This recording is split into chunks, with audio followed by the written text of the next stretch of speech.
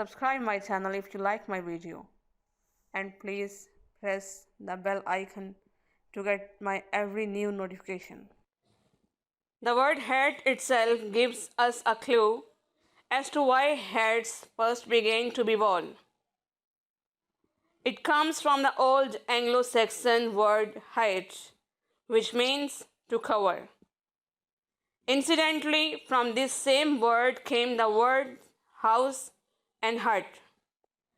The hat, therefore, was worn by early man to protect his head from the rain and snow as well as the rays of the sun. In the northern regions, it was probably made of leather for warmth. In the south, reeds, etc., were used to make the first crude hats. The next development of the hat was war helmet. All races of people have used military headdress for one reason or another.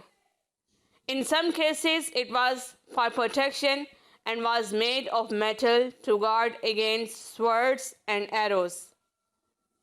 Among primitive tribes, the headdress often had a hideous form in order to frighten the enemy. In time, each country and people developed its own style of headdress for decorative and ceremonial reasons. For instance, the fez, which is a small brimless felt cap, usually red in color, was developed in certain countries of Western Asia.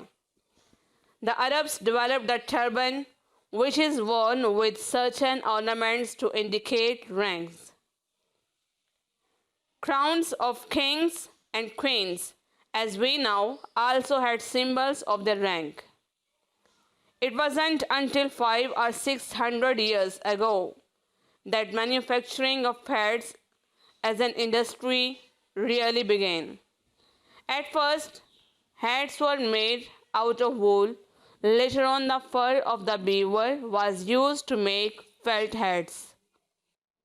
By this time, hats were being worn by the average person, and the broad-brimmed hats was mark of a gentleman.